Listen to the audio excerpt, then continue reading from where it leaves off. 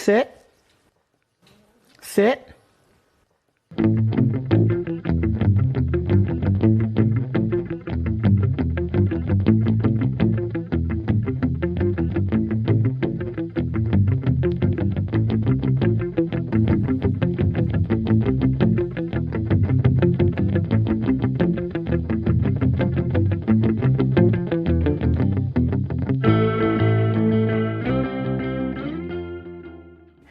This piece, this sequence, frame sequence, was hanging in Glenn Friedman's parents' house.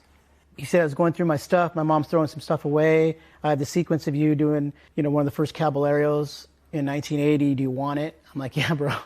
That Lance Mountain painting is based off of this photo. These photographs were shot by Glenn Friedman. These are showcased in his book that he has of all those famous photographs. But this is the original proof sheet. Yeah, so this is what I drew for the Cab 5. This is the original idea that I had that came to life. I was biting in a Costin back in the day. So the story behind that board, it's a recreation of an original deck that I had in 1980. Only 6 of those were produced. I had a couple. Tony Hawk has one. I have photos of Tony Hawk riding that same board with that same colorway. And there was a guy who's a Powell Peralta collector, had actually handmade one. I'm like, dude, can you make me one? So he ended up making that deck for me.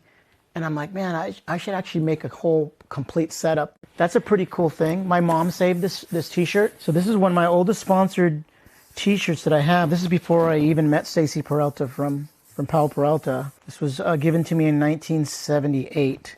And I got on the team, and when you got on the team, you got a special skate park shirt with your name on it. The way that I acquired this 720 arcade game was Atari approached me and said, hey, we're designing a video game for the arcade, and we want to build a ramp, so can you have sessions and skate while we have the video cameras rolling? Up north it rained a lot, so it was kind of cool having an indoor area with a vert ramp.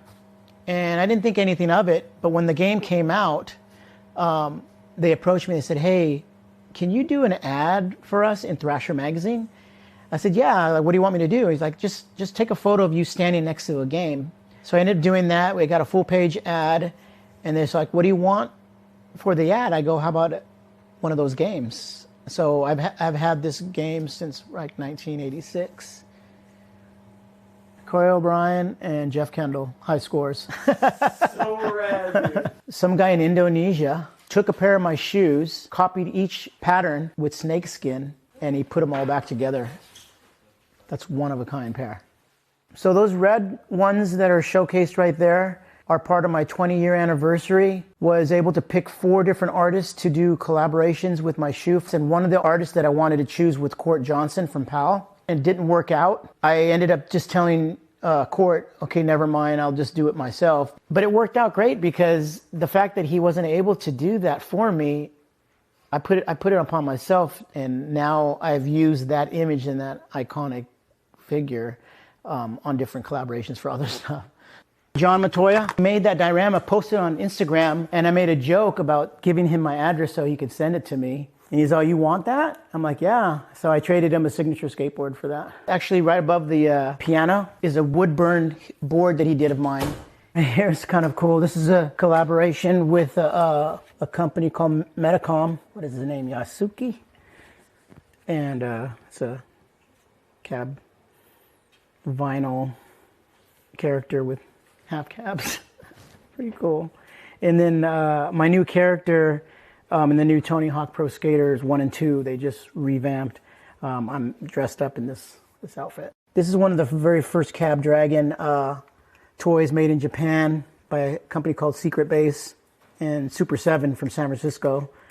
Little Cab Dragon with a removable mask, vinyl figure. Just so cool. You know, collecting action figures my whole life, and then all of a sudden becoming one. Skating and collecting toys keeps you young.